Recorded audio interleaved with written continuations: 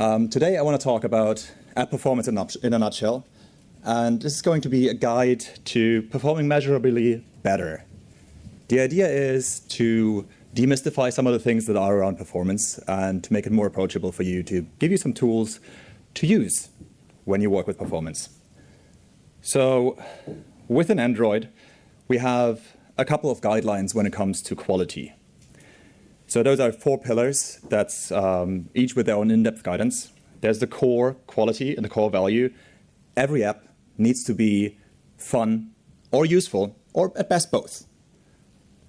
Then we have privacy and security. Privacy and security are both baked into Android, and you can help to make your app more privacy focused by focusing on minimization. That means minimizing permission requests, minimizing location access, and minimizing data visibility across apps. The next is user experience. A high-quality app has, and also games, they are intuitive and usually very delightful to use. They invest in a strong and unique brand identity and stand out from their peers. And there's, last but not least, technical quality. Technical quality means this includes stability, performance, and utilization of resources. Technical quality has a high impact on the user experience, but it is its own pillar because there are different things underneath, and there are different things that focus on how it gets surfaced to the user. When you follow the app quality guidelines that we have published, you will increase your user retention, the ratings, and it helps also drive key performance indicators. We've seen that with Google Maps, who have improved their app startup by about 30%, and that led to about 2.4% more searches. And at the scale of Google Maps, that is dramatically huge. And they have done that with by finding out about a new thing and introducing that into their app. It's now known as baseline profiles, and I'll talk about that in a little bit as well, how you can very straightforward with that tool make your app faster for our startup and runtime. Another partner that we've worked with is Zomato. It's a restaurant aggregator app, and they have about 43 million daily active users with more than 1.5 million orders per day. And they were able to improve their app startup time by roughly 30% as well, which increased their day one user retention by roughly 30% and led over the time that they measured to 600,000 more orders. So again, focusing on technical performance on app startup in that case has high value to the application and to the business behind that application. They did this by removing unused libraries, looking at their startup paths, also removed immediate code loading and moved it to lazy code loading where possible, and they overhauled their view strategy as well. Another example for that for improving app startup is Turo. Turo is a car-sharing company, and they've reduced their app startup time by roughly 77%. So that's 3/4. And that sounds absolutely dramatic, but you can see it. Like, that's before and after. While you're waiting on one slide, it's already done. You can already get going. Pablo was crucial to doing this, and he said a fast-loading app not only provides positive first impression, but also increases engagement and retention, reduces user churn, and it can improve visibility in Play Store rankings. So with all that said, I guess you might want to get pieces of that pie as well. So let me set you up for that. Firstly, at a glance, let me show you how to quickly spot issues within your app. Am I saying my app doesn't have any issues? Then your app is either very, very fresh and very, very new and doesn't do a lot, or you're not being 100% honest with the way that your app behaves. Because every app that I've inspected, every app that I've seen has room and potential for improvement. And the best way to look at it is not from the engineering and from the vain perspective, but by focusing on the user, because all else follows when you do that. That's very abstract, it's very high, and you don't really know what that means sometimes. So that means seeing with the user's eyes. That means you actually play around with the app yourself and figure out what's going on in there and figure out what to focus on, figure out how that feels. And firstly, it's about feeling. Let's focus on 2 main areas, app startup and smooth rendering. Smooth rendering also is known on a technical level as jank. So that means when frames get dropped, when animations are laggy, and it doesn't really feel like the app is going well. So that means you can optimize for those things, for the time to interaction. And that means from when your app starts up to the point where the user can take over, and the user can actually start interacting with the application. And you can optimize that in a variety of ways, and I'll show you some today. Second is focusing on smooth rendering, so minimizing dropped frames. And that doesn't mean you turn off animations, because that removes a lot of the delight and the fun of an application, because animations actually make it easier to follow and easier to see what's going on within that application and where you're coming from, and create a more cohesive user journey. So minimizing that as well is critical. Let me show you what you can do. So firstly, for app startup, does it feel fast? Do you feel like you're waiting for something while you're starting the app? Did you already forgot why you opened your app in the first place by the time it shows the full UI? Well, I've had both of those experiences in the past, and I'm very happy to having them less and less and less. And the second is for animations and rendering in general. Do the animations run smoothly? Does it feel like this is a smooth and fun animation to follow? This is all just the first glance. There's a lot more technical ways to look into that, and we'll get into that as well. So when you want to have good app startup or good rendering, you should focus for less than 2 seconds of app startup. Who here knows that their app has consistently faster startup than 2 seconds? How about a really old device? Yeah, maybe not. Okay, that's pretty much that. It's a good experience if your app's from the user perspective. I know there's technical hurdles. I know there's things that can make it feel really tricky to get to that point, to make your app fast. But that's the feeling. Who of you knows that your app is not faster than 2 seconds at app startup? That's a few hands, but still, most of you sound like you don't know. Let me show you how you do that in a minute. But also rendering is a second big thing. And if you have good rendering, you should focus on 90 frames per second. So that means that your app should produce a new frame consistently at 90 frames per second. That is 13.3 milliseconds, and you just go with that. And that means you have to shuffle a lot of stuff, a lot of work from the UI thread into the background threads and have a good communication pipeline there. But that's just good. But we don't want to be good. We want to have an app that's really great, that's really delightful to use and really good. So you should have app startup around 1 second, because that's when the user don't really notices it. So that means when your app starts, you tap the button on the home screen, and the app loads the animation from the home screen to your app that starts. That time, plus a little bit more, is roughly that second, and users don't really feel it because the animation is the sleight of hand that takes away a lot of that feeling of waiting. And new high-end devices have rendering of up to 120 frames per second, which is very, very, very fast. So do very little work on the main thread. Again, this is very high. Let's dive into a bit more things. So what do you want to do? You want to measure these things. And to get the right measure, you want to reproduce real-world metrics. And to do that, you have to use physical devices only, because only a physical device will give you the experience and the performance that your users are having. Otherwise, you will see things that are are not what your users are seeing out there. If you can, use more than one device. Use high-end and low to mid-tier devices. So don't always go for the flashiest, shiniest device. Yes, optimize for those as well, because users that buy the newest devices are more likely to pay money for the services that you offer. But also optimize for devices that are in your vitals, that show up there as highly used on the mid-end and on the low-end of devices. Because that's where users are. Meet the users where they are with that. And you should only use physical devices, because emulators don't give you the real-world performance either. If you test on an emulator, what you're seeing is that your app is, the emulator is constrained by the host system. So if you're waiting for a performance test to complete, and you watch a video or listen to music during that, that might actually tank the performance of the emulator a bit. Like, it makes them a bit slower. And if you run multiple emulators, that might make the emulators, each and every one of them, slower. And that doesn't give you that real-world performance measurement, which you want. And last and not least is debuggable builds perform worse than release builds. A debuggable build gives you a lot of options to inspect what's going on. It gives you a lot of information of what is actually happening. You can set breakpoints. You can actually move things around there easily. But that comes at the cost of performance. That means when you want to measure performance, measure against the release build. Well, how do you measure against the release build? Because they're actually very secure. You can't really see a lot.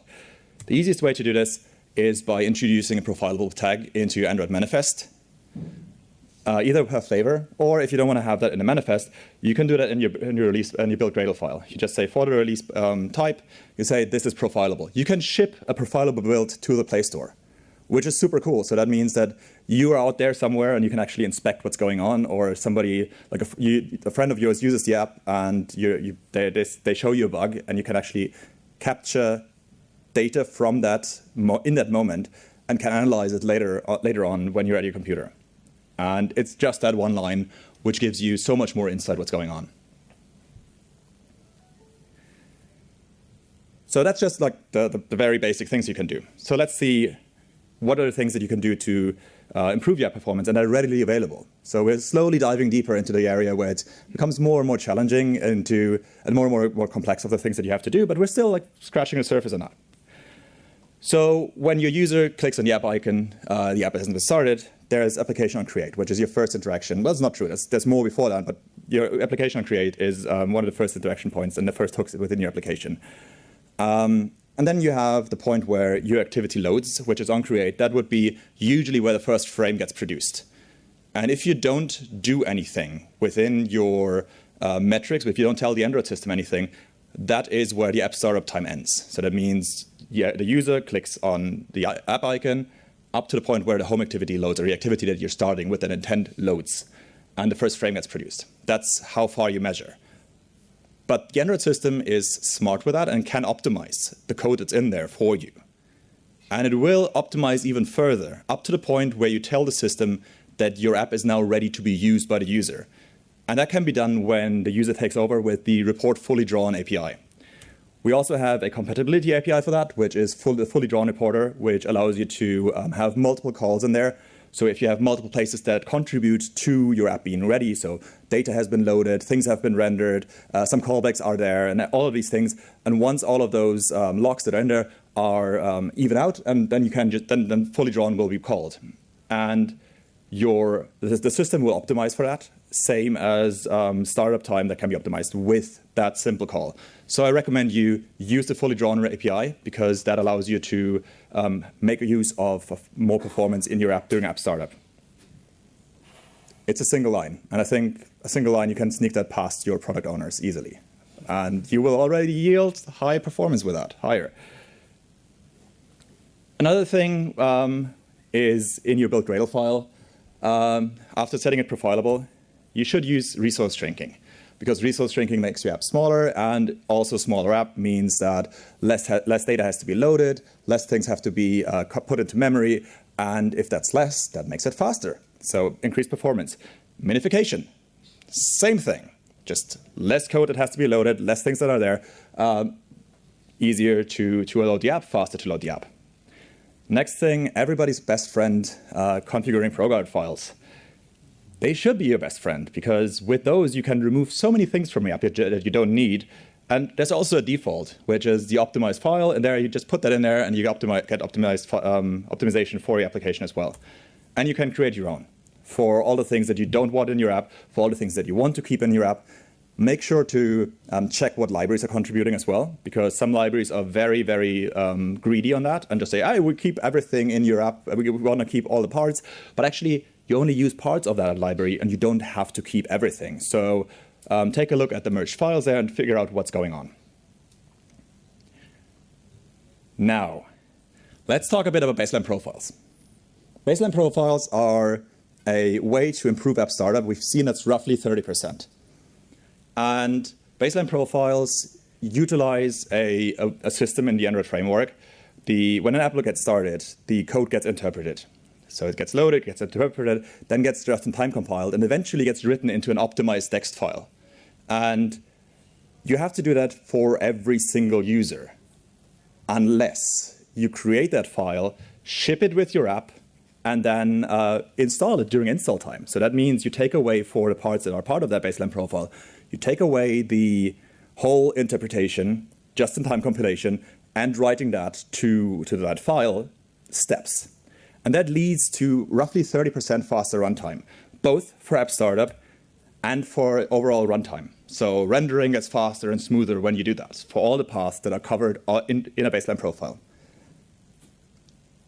It's easy as this. You just start, create a new module, and you just select within Android Studio, Iguana or newer, you just select the baseline profile generator that creates a module for you.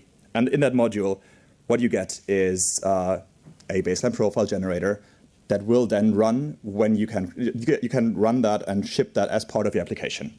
So again, in the best case, there's no code to write for just a basic app startup baseline profile. I'll show you how to get deeper than that in a minute. But before I do that, let me introduce you to how that actually works. When you want to reproduce performance monitoring and when you want to improve performance, what you have there is a library called the benchmark library. And the benchmark library is used to generate baseline profiles. It is used for so much more, so you can also measure performance with it.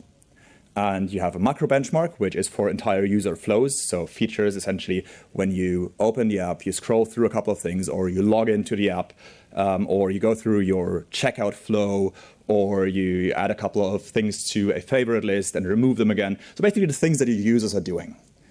You can do all these automated within with an API called UI Automator as part of the macro benchmark library.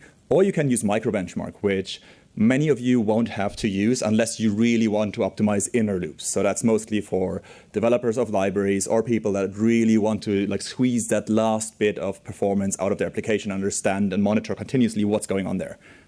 Continuously is an important point there because these applications can be monitored continuously with benchmarking. So it's a test. It's a test that runs out of process. So you have the application there, you have the instrumentation test for it there, and it just prods it and lets it run on a profilable build. And what that gives you is metrics afterwards. I'll show you how those work. But before that, let's take a look at how to set it up. Again, you create a new module, you select benchmark in there, and then you are set up. You have a couple of metrics. There's a metric for audio underrun. That means there's enough time to produce another audio frame. There's a power metric, which gives you the possibility to read information from a device's power rails. So that gives you on specific devices, on a subsystem level, exactly what has happened while the application was in use. So it shows you how much power was used for the Wi-Fi, how much power was used for other networks, how much power was used for I/O, for display, It is a bit specific for devices, but anything from a Pixel 6 onwards will give you a very fine granular subsystem level information on power metrics.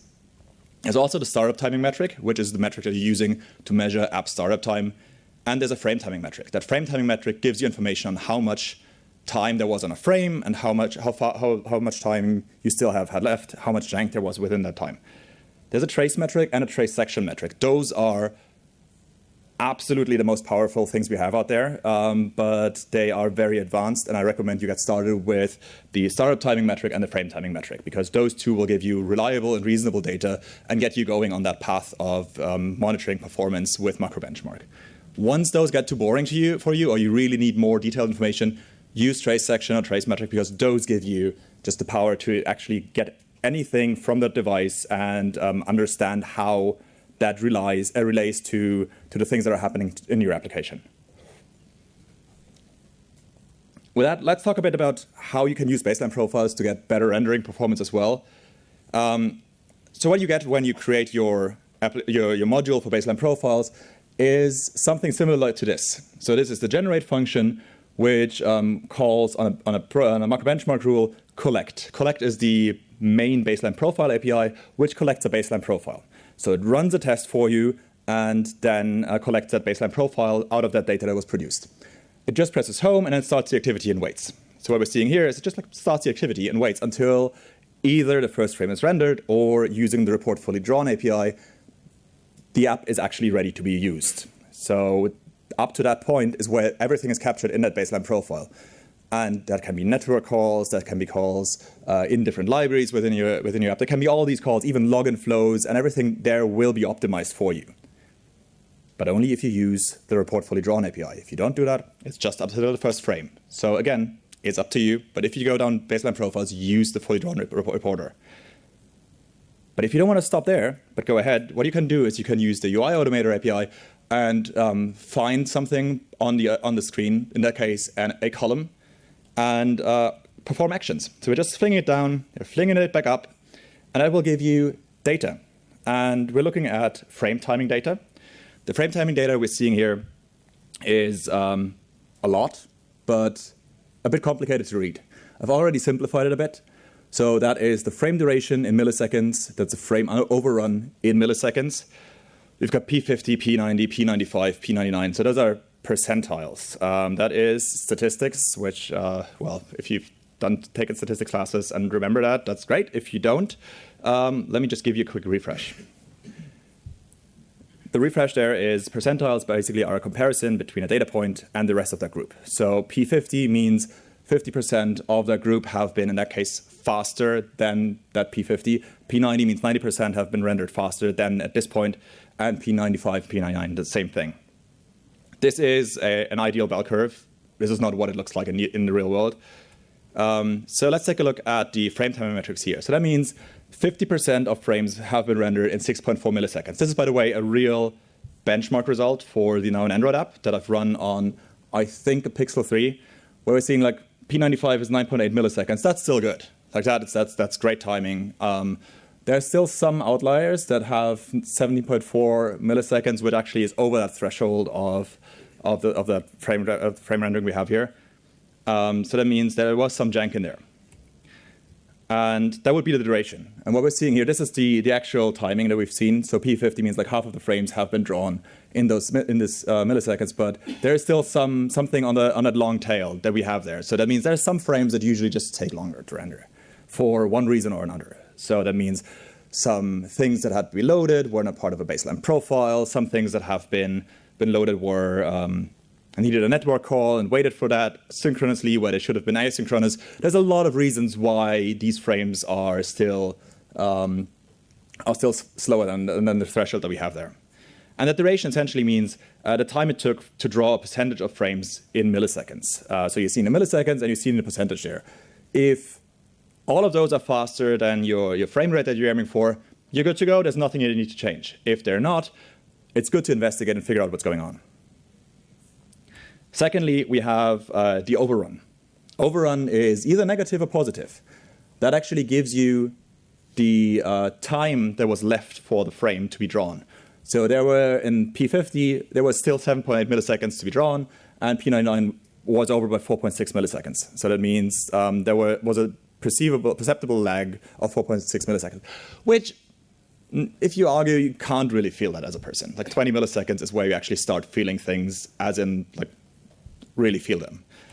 But if you visualize that again, the overrun is the time that it took to draw the percentage of frames compared to the vsync. So that's where the frame gets cut. That's where the next sync window comes in. So there were some frames that just missed that window.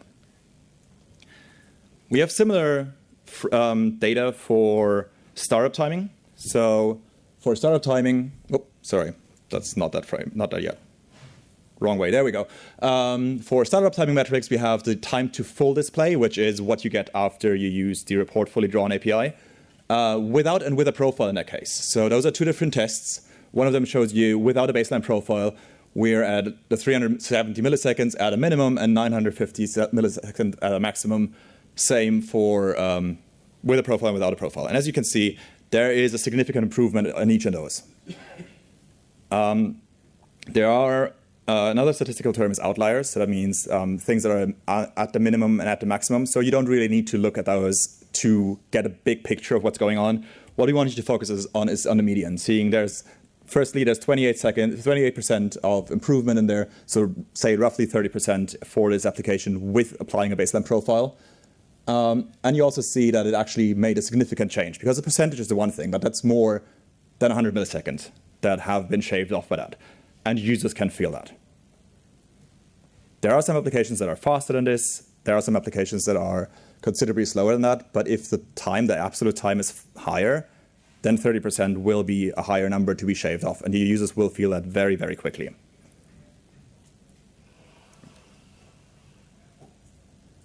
And the coolest thing about this is that the benchmarking API and the library just went stable with these features. So baseline profiles, including a Gradle plugin to generate baseline profiles, is now considered stable. You can use the macro benchmark library 1.2 for that. When you use the Android Gradle plugin, a 2 or newer, you can use the Gradle plugin to generate a baseline profile for each and every build. You can configure it heavily in the build Gradle file, so you can filter out things, you can include things, you can make sure that it only happens on release builds, and there's multiple ways to store multiple baseline profiles as well. So for each of your features, you can create a single generator, you have the classes encapsulated. It is extremely useful. There's also new metrics for captured details that can be surfaced. There's more controls that you can do with micro benchmarks, and there's new stuff ahead. Read the whole thing with the Google Benchmark 120 table. That's an article that covers all the features in depth. But my favorite one, I want to talk to you about that, is DEX layout optimizations. This gives you a faster app startup through profile-guided dexing. Dexing is part of the application packaging process. And if you ever moved from one place to another, then you most of the time didn't just chuck all your belongings into boxes randomly. You had some sort of system. And you had one or two boxes which were the things that you needed at the point where you unpacked. So for me, that would be my Wi-Fi devices, that would be copper charging cables, that would be a Bluetooth speaker, things like that. And I would pack them into my thing that I would use for startup at the new home that I'm moving in. Let's take that back to Android. So in Android, you have a base APK, and that APK has a lot of DEX files in there. Usually applications don't just have a single DEX file, and there's code that is used for a startup in different DEX files. And what happens is that when the app starts up, the first DEX file gets opened, gets loaded, and the startup code gets executed to the point where some code is missing, which is in the next DEX file. Then that DEX file gets loaded, has to be inflated, has to be instantiated, classes are being put on memory, and that goes on and on and on. And the more DEX files you load, the slower the app startup is. So what we can do is use and apply DEX layout optimizations, which is available from AGP H2 onwards. Speaking of AGP, who here has an app that uses AGP H2 or newer? 8.0? So firstly, congrats, this is awesome. 8.0 or newer? That's awesome as well, because the 7 to 8 step is a big one, and we are aware of that. Who here uses AGP 7? Okay. 4? All right. I recommend going to 8, because that will give your app a startup performance boost. And if you compound the app startup time from baseline profiles with DEX layout optimizations, what we're seeing is app startup that's faster by roughly 60%. And with a baseline profile, that also gives you 30% faster runtime. And if I can go to my manager and say, I can improve app startup and runtime by roughly 60%, which gives our app a higher potential for better ratings, user satisfaction, possible faster time to interaction, which means that there will be better ratings, which basically means, in the end, more money in the company's pocket, that they should believe you and basically say, yeah, sure, let's do that. Let's spend some time on this. And I know the AGP upgrade is a hard one. That can be. We have a colleague here over these couple of days that would love to talk with you and understand what the issues are that you're facing when upgrading from 7 to 8. And also, if you're facing issues that you have no solution for, we would love to hear those, because we want your app to be faster. We want your users to be happier. We want your management and your product owners and your wallets to be happier, because that's eventually what will happen with that. But how do you do it? Not the upgrade, but how do you use DEX layout optimizations? The easiest way to use DEX layout optimizations is you upgrade to AGP 2 on newer, and you enable one experimental flag, which is the DEX startup optimizations. We have, at this point, very high confidence that there are no crashing issues. If you find any, find me. And from there, you use the same code to generate a baseline profile, but also for the one that is app startup, you just say include this in the startup profile, which is that specific profile which gets used during the packaging process to create that specific DEX file which contains all the things that you need when your app gets installed on a new device. With all this, your app can be faster, it can be more stable, it can be easier to use for users because it is more fun to use and more delightful to use. So let's take a look at what you can do when things go wrong. tracing your steps is interesting and can be challenging at times because it can be slightly confusing, but also it's super powerful. And the cool thing is when you use benchmarks, you get this result. And this result contains down here traces. And each of those traces is a specific iteration, and you can click into each and every one of them and see exactly what happened while that benchmark ran. You can see exactly what happened on a device, not just your application, but every single thing. And if you played around with profiling, that's essentially that. If you want to do it like this, that's great. If you want to trace yourself manually, there's other ways as well. So you record the system trace, you open your app, you then click and scroll and type and do whatever you want to capture in that trace. You stop recording that trace, and you pull that trace file from your device. There's multiple ways to do it. I'm not going into detail on how you do it. You just go on developer.com and look for system tracing, and you find, I think it's currently 4 or 5 ways that we have published on how to collect those traces. And you open a profiler, and there's 2 main profilers. Firstly is within Android Studio, there are profilers that are focusing on your application, which is great if you don't want the full picture, but say everything within my app is what I'm concerned with, and I don't really need to know what else is happening on that device. In many cases, that's acceptable. But you can also use Perfetto. That's a free tool, UI Perfetto Dev, and you can just drag and drop that trace in there, and that will give you a very easily to read thing. This is one of my most favorite tools, and it's a graph that is nice to look at. And today I thought it would be really nice to have a way to use each of those lanes and make music out of them and see like what does my app runtime actually sound like. It's a bit of a silly idea, but I like it. And let's just not stop here. So the first couple of bits here are just what's happening on a device, like CPUs and things like that, and it's not really that important. What we're actually looking for is down here. So your application or the application that's profiled usually is one of the very top when you can start expanding things. And you can also see app startup. But let's zoom in a bit. You can open that, and you can see things like frame timing. You can see other things. So here, let's take a look at a slice. Orange up there means that things are slower. Light green means that it took a while for frames to recover. Dark green means that that's how fast frames should be. We've seen the first frame sometimes is a bit slower, and it takes frames a bit to recover, and then you have a good time after that. And there's some of these spots in these applications. But let's just not do this. Let's just go straight ahead and show you how that looks like in real life. So what we have here is very colorful for the now an Android app, which we have down here, the traces and the frames. You can use this to zoom in. So now we're zooming into this specific frame and see what's going on there. You can see that there, the application has been bound, has been activity start, activity resume has been called. This frame was a bit slower. There's a couple of frames after that also were a bit slower. Let's just pop down a flag just at the beginning of this and at the end of this. And what I'm doing now is I talked a bit about just-in-time compilation. We also call it JITting. So when you look at JIT thread pool here, what you find is a thread pool here, and there is some activity. And that takes away some cycles, and that is blocking UI from being drawn. And when we zoom out here, you can see that in this swim lane, there is quite some activity. And when we would go back up, so let's just plant a flag here, plant a flag somewhere in this cluster, somewhere here, and somewhere here. Now let's go back up. This is not high enough. There we go. So there, just around there was a frame that was a bit slow. And well, there's a recovery here.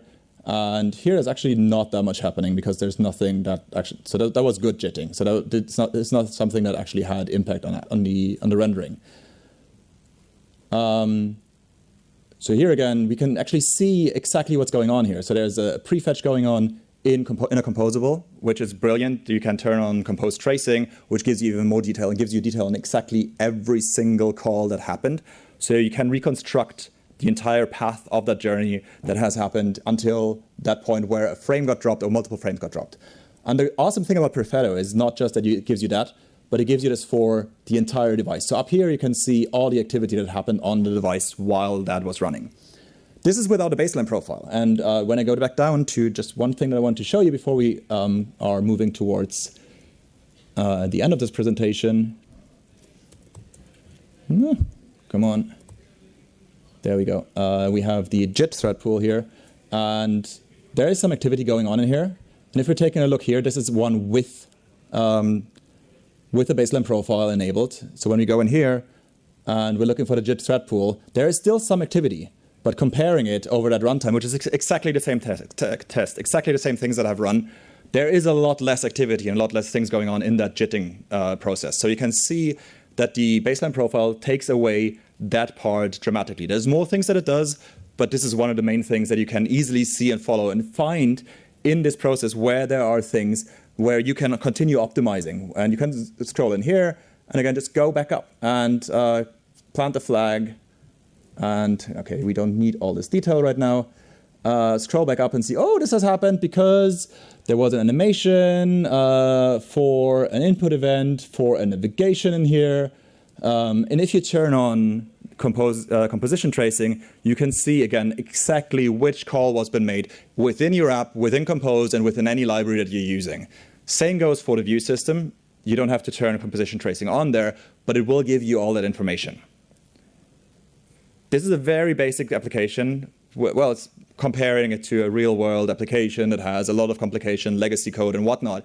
And it's a very cleanly written application. So the amount of jank that we're seeing here and the amount of issues are relatively low. But already, we can go in there and see, OK, there's some things happening here. And we could play that back onto the next, and see what's happening in that code while we actually have been executing it. So if I go back up here, you can, nope, sorry. If I go back up here, you can see like there have been some frames after this has been drawn. So this is usually where something was waiting on the UI, and there's the next batch of frames because of scrolling. There was some scrolling going on here, nothing happening here, and there's more scrolling going on here. So this was literally a test where we scrolled down, scrolled up, scrolled down, and waited for some things and scrolled back and up and down. So you can identify these things and these bits. And if there's large chunks like here, you can try and break them up in different frames and different things, and that can really help to improve the frame rate of your application and make it more delightful to use your app. This is not where we wanted to go. I wanted to go to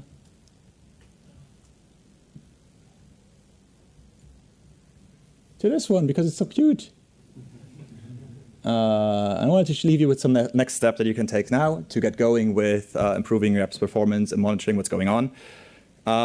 We have some resources for you. So firstly, app performance, so developer Android comp performance is our landing page. Baseline profiles is the tool that if you do anything, take a look at baseline profiles, try them, use them, and make sure that your app runs faster with that. We have a code lab as well that you can follow along to see how those things work step by step in a sample application. We have several samples out there, and we have the Now in Android application on GitHub where you can see exactly how these things work in detail.